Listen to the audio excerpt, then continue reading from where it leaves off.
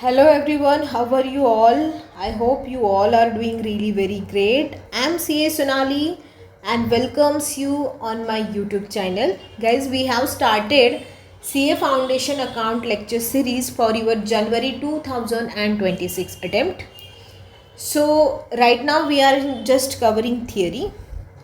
Actually, in last 2-3 days I'm not able to record the videos because of the Diwali. Now again I will try to upload daily at least 2-3 videos, so it will be beneficial for you all. ठीक है? So today we will start with the chapter number 1 का unit number 5, that is accounting policies. बहुत छोटा सा और बहुत ही small unit है, बहुत ही जल्दी से ख़त्म हो जाएगा. ठीक है? So अकाउंटिंग पॉलिसीज़, इसमें हम देखेंगे कि अकाउंटिंग पॉलिसीज़ होती क्या है, उसको सेलेक्ट कैसे करना है, और इनकेस अकाउंटिंग पॉलिसी में चेंज आता है तो कौन से टाइम में हम चेंजेस कर सकते हैं. ठीक है? सो देखो, अकाउंटिंग पॉलिसी के मीनिंग पे चलते हैं. देखो, ये अकाउंटिंग पॉलिसीज़ मतलब क्या होती है ना, जैसे कि कोई अकाउंटिंग प्रिंसिपल्स होते हैं या तो मेथड्स होती है. लेट्स अज्यूम करो, अगर आपको कोई चीज़ करना है, ठीक है, लेट्स अज्यूम करो आपको कोई रेसिपी बनाना है, आपको बिरयानी बनाना है, तो we all know that there is a specific recipe to make that biryani, है ना. अगर आपको कोई सब्जी बनाना है, आपको रोटी बनाना है, there is for everything there is a specific recipe, और उसके हिसाब से ही काम होता है. आपने और भी, अगर हम अकाउंट्स में या तो अपनी फील्ड में एग्जाम्पल ले ले, अगर आपने कॉमर्स स्ट्रीम चूज़ किया है तो आपके पास ऑप्शंस होते हैं कि आप कोई भी कॉमर्स रिलेटेड जगह में ही जा सकते हो, है ना. वैसे ही अगर आप अकाउंट्स में आ रहे हो या तो आप अकाउंट्स पढ़ रहे हो, तो अकाउंटिंग की कुछ स्पेसिफिक पॉलिसीज़ होती है. देखो, लेट्स अज्यूम करो, एक सिचुएशन को इमेजिन करो, आप यहाँ पे हो. लेट्स अज्यूम करो we all are here in Hyderabad. ठीक है, आप यहाँ पे हो हैदराबाद में. ठीक है, और आपका एक दोस्त है जो है चेन्नई में. ठीक है, आप हो हैदराबाद में, आपका एक फ्रेंड है चेन्नई में. ठीक है, चलो अभी मैंने क्या किया ना, आप लोगों के पास ट्रायल बैलेंस तक का डेटा डंप किया है. मैंने आप लोग को ट्रायल बैलेंस तक का डेटा दिया और मैंने आप दोनों को बोला, आप दोनों भी चार्टर्ड अकाउंटेंट हो. ठीक है, मैंने आप दोनों को बोला, बेटा आपको ना फिनांशियल स्टेटमेंट्स बनाने हैं. मुझे एक बात बताओ, क्योंकि आप चार्टर्ड अकाउंटेंट हो तो आपको क्या पता है, सारी अकाउंटिंग पॉलिसीज़ पता है ना, सारे अकाउंटिंग एस्टिमेट पता है. क्यों? क्योंकि हमने पढ़ रखे हैं. लेट्स अज्यूम करो आप सीए तो हो, लेकिन you don't know about any accounting policy, any accounting principle, any accounting practice. मुझे एक बात बताना, क्या आप जो फिनेंशियल स्टेटमेंट बनाओगे, you don't know any accounting policy, आपको नहीं पता अकाउंटिंग प्रिंसिपल, आपको नहीं पता. ठीक है, कुछ भी नहीं पता, एस्टिमेट लगाना आपको नहीं पता. तो मुझे एक बात बताओ, क्या आप दोनों के फिनेंशियल स्टेटमेंट सेम होंगे क्या? आप बोलोगे नहीं मैडम, जो हैदराबाद में बंदा बैठा है वो मे भी मुझे प्रॉफिट में ला सकता है या लॉस में ला सकता है, या जो चेन्नई में बंदा बैठा है वो मुझे प्रॉफिट में ला सकता है या लॉस में ला सकता है. But guys, you know accounting policy, you know accounting principle, you are chartered accountant. So मुझे एक बात बताओ, क्या आपके फिनेंशियल स्टेटमेंट सिमिलर होंगे, लगभग सिमिलर होंगे? आप बोलोगे हाँ मैडम सिमिलर होंगे. यस. सो ये देखो, इंडिया में ना जो भी फिनेंशियल स्टेटमेंट बनते हैं या जो भी कंपनीज हैं, उन पे ट्रस्ट, उनकी फिनेंशियल स्टेटमेंट पे ट्रस्ट तभी आता है जब एक सीए की सिग्नेचर होती है. और सीए की सिग्नेचर है मतलब वो बंदा नॉलेजेबल पर्सन है, उसको सब पता है अकाउंट्स रिलेटेड या फाइनेंस रिलेटेड, है ना. सो इसलिए you should know, you must know accounting policies क्या होती है, अकाउंटिंग प्रिंसिपल क्या होते हैं, अकाउंटिंग प्रैक्टिसेस क्या होती है. और ये जो चीज़ है ना कि एक जन का अलग डेटा, एक जन का अलग डेटा, ऐसा ना आए, इसीलिए ये अकाउंटिंग पॉलिसीज़ और एक प्रिंसिपल्स बनाए गए. I hope it is a clear to you all कि अकाउंटिंग पॉलिसी और अकाउंटिंग प्रिंसिपल्स क्यों बने, क्योंकि सबका डिसीजन मेकिंग लगभग सिमिलर होना चाहिए, इसीलिए. ठीक है, so we can rely on that information. चलो अब चलते हैं, देखो क्या होता है अकाउंटिंग पॉलिसीज़ मतलब क्या. वो बोल रहे हैं accounting policies refers to specific accounting principle and method of applying this principle adopted by enterprise in preparation and presentation of financial statement. Accounting policies क्या है?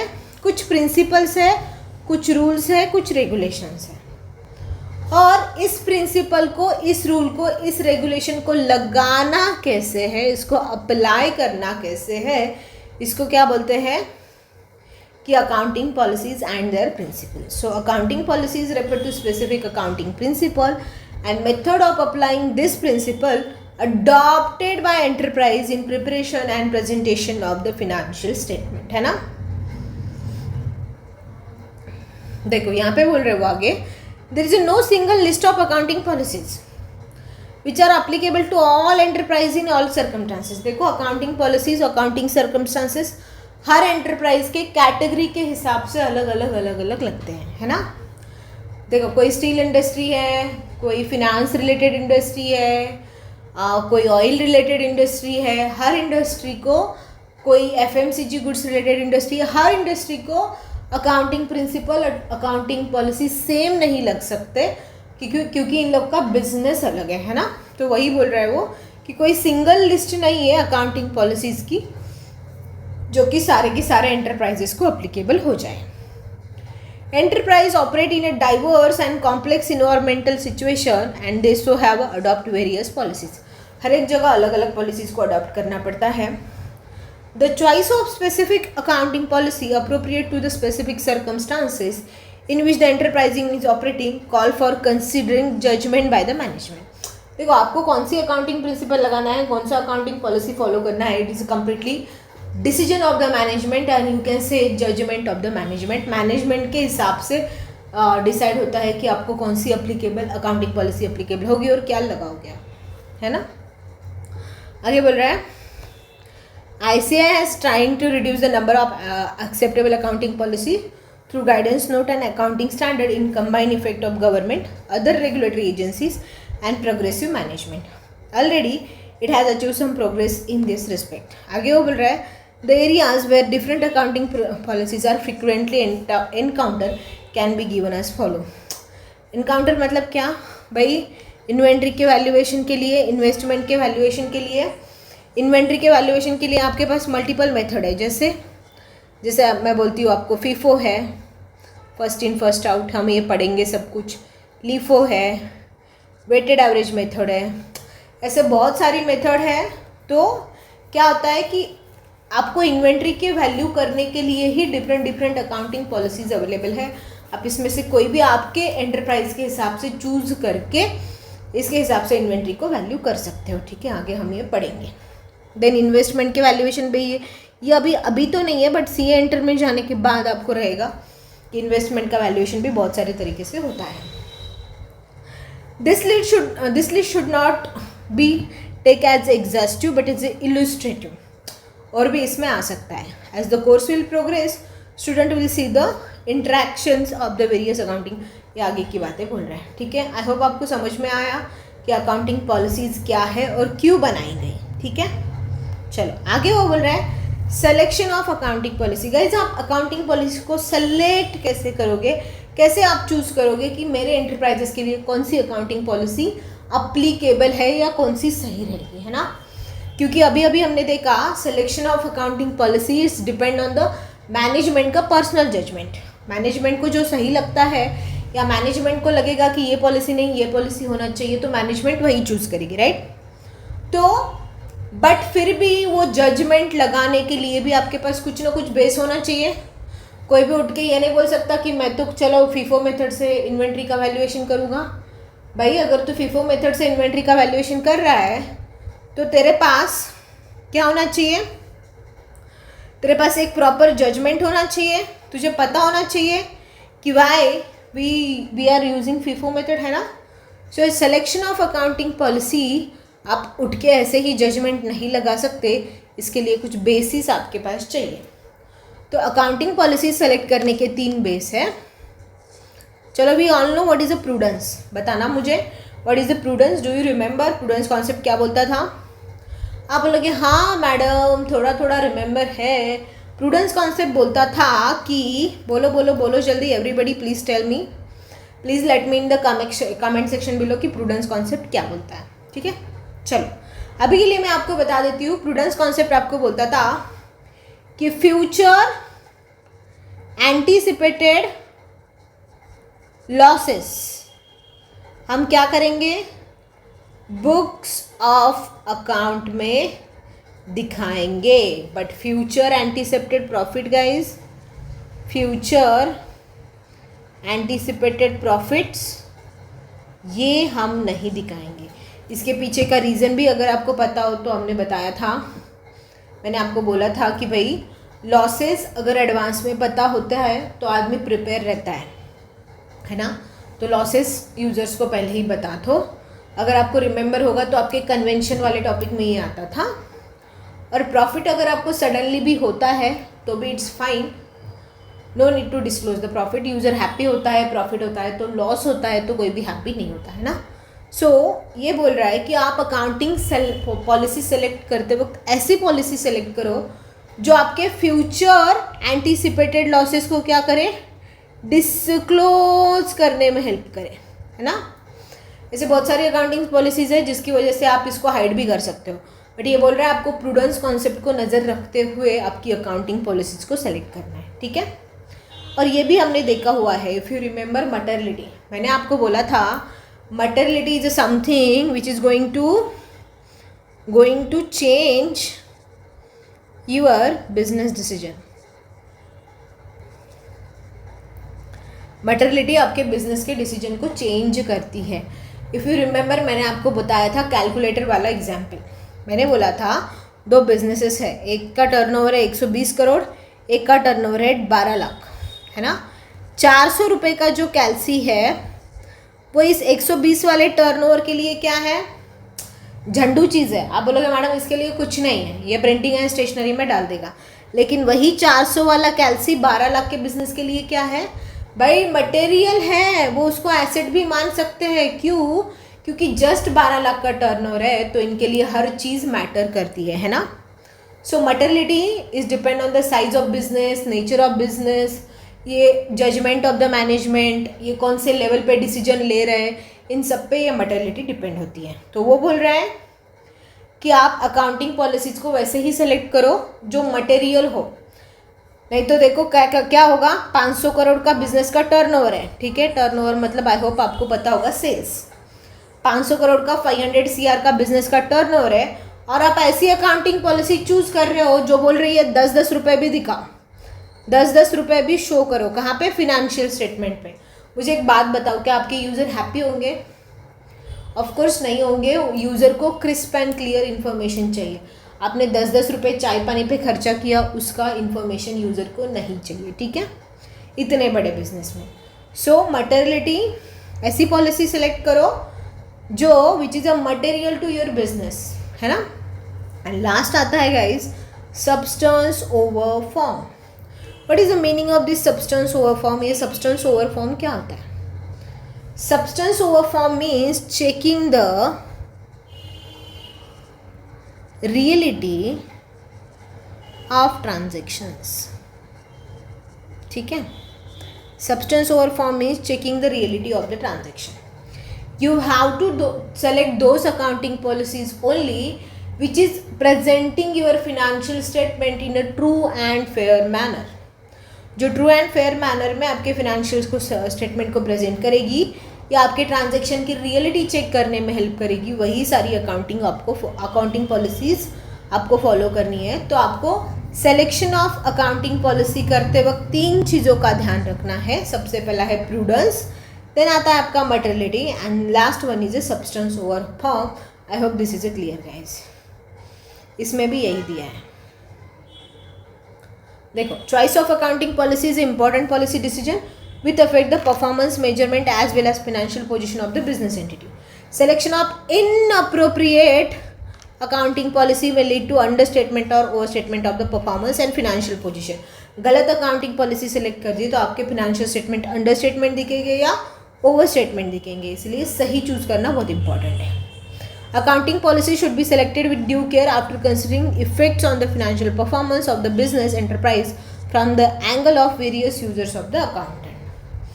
It is believed that क्या बोल रहा है देखो आगे, no unified or exhaustive list of accounting policies can be suggested which has universal application. कोई ऐसा अकाउंटिंग पॉलिसी अभी तक बना नहीं है कि सभी के लिए सेम अप्लीकेबल होगा. इंडस्ट्री टू इंडस्ट्री ये चेंज होते जाता है. आगे बोल रहा है 3 मेजर, बट आपको ये 3 मेजर चीज़ों का ध्यान रखना है. कौन सी? Prudence, substance over form and materiality. I hope this is a clear guys. Next चलो आते हैं. नेक्स्ट है आपका चेंज इन अकाउंटिंग पॉलिसी. देखो लेट्स अज्यूम करो आप इन्वेंट्री का वैल्यूएशन कर रहे हो. ठीक है, इन्वेंट्री मतलब स्टॉक. ठीक है, एक साल फर्स्ट ईयर आपने मेथड लगा दिया आपका, लेट्स अज्यूम करो SLM, straight line method. Second year you have applied WDV. Third year again आपने बोला SLM लगाएंगे मैडम. फोर्थ ईयर अगेन आप बोल रहे हो मैडम इस बार ना हम units, number of units method लगाएंगे. ऐसे बहुत सारी मेथड से हम पढ़ेंगे. ठीक है, हर साल गाइज आप मेथड को चेंज करते आ रहे हो. आप सोचो आपने कोई कंपनी में इन्वेस्ट किया है. ठीक है, स्टॉक इज़ इम्पॉर्टेंट थिंग. आपको हर साल उस कंपनी का स्टॉक चेक करने पे अपना कुछ आपको लगेगा कि यार कुछ ना कुछ गड़बड़ है. क्यों? क्योंकि उन्होंने हर साल कंपनी अकाउंटिंग पॉलिसी को चेंज करती आ रही है. कभी SLM से स्टॉक दिखा रही है, कभी WDV से कैलकुलेट कर रही है, कभी वापस से नंबर ऑफ यूनिट मेथड से कैलकुलेट कर रही है. It is not good. ये अच्छा नहीं है ना. सो वो बोल रहा है कि चेंज इन अकाउंटिंग पॉलिसी करते वक्त आपको ध्यान रखना है ये चीज़ों का. कोई भी उठ के एक साल SLM लगाया, एक साल WDV लगाया नहीं कर सकते. ठीक है, आप एक साल SLM, एक साल WDV नहीं लगा सकते अनटिल एंड अनलेस 3 चीज़ें हैं जहाँ पे चेंज हो तो ही आप अकाउंटिंग पॉलिसी चेंज कर सकते हो. Otherwise you can't change your accounting policy. एक बार आपने SLM स्टार्ट किया, आपको SLM ही करना पड़ेगा अनटिल एंड अनलेस कि change is required by statute, मतलब लॉ. देखो it is required from statute, ST, और यू कैन से लॉ. फर्स्ट थिंग कब चेंज कर सकते हो? जब लॉ में चेंज होगा. देन सेकेंड, जब change is required by accounting standards. Change is required by accounting standard. जब अकाउंटिंग स्टैंडर्ड ही बोल रहे हो कि आपको WDV नहीं आपको SLM करना है तो आप चेंज कर सकते हो. और तीसरी चीज़, change will result more appropriate presentation of the financial statement. जब लगे कि चेंज अगर आपने किया तो it will result appropriate financial statement के प्रेजेंटेशन के लिए. अप्रोप्रिएट फिनेंशियल स्टेटमेंट के प्रेजेंटेशन के लिए.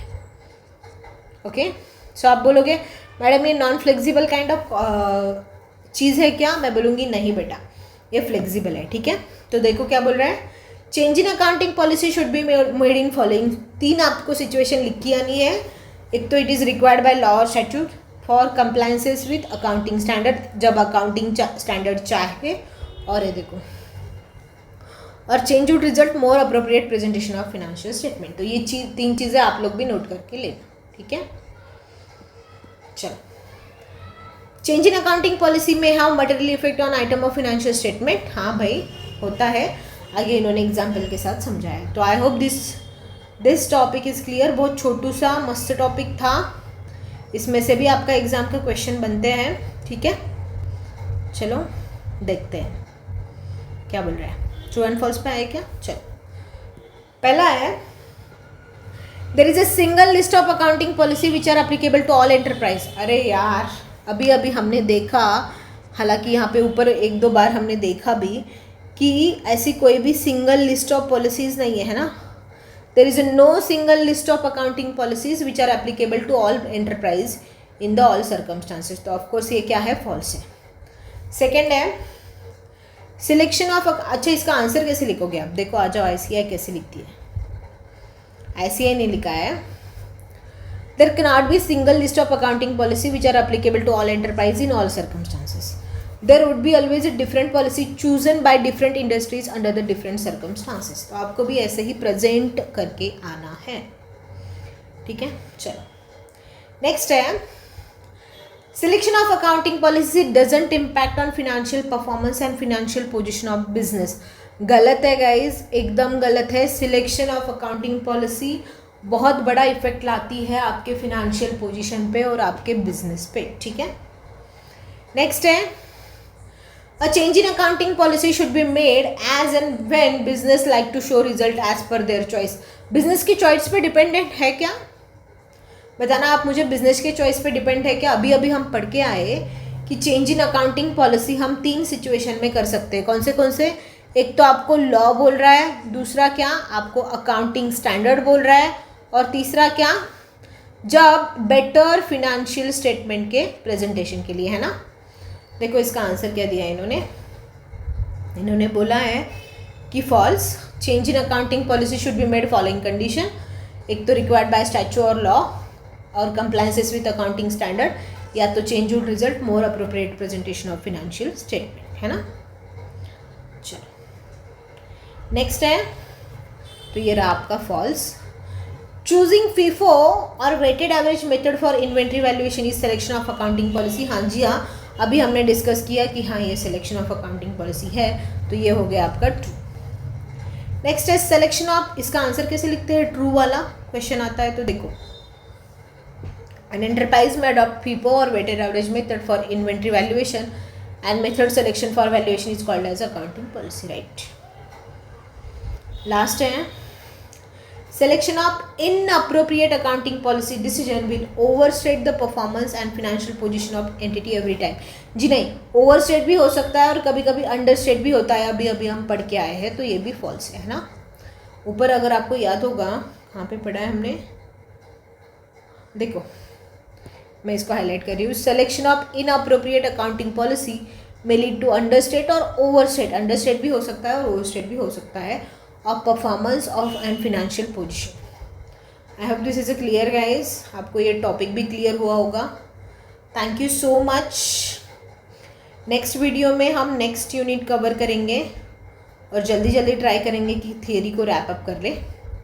नेक्स्ट है यूनिट नंबर 6 आपका और 7, ये दोनों भी हम कवर करेंगे, ठीक है. बहुत छोटे हैं, जल्दी से हो जाएंगे, डोंट वरी. चलो, thank you so much, goodbye, take care.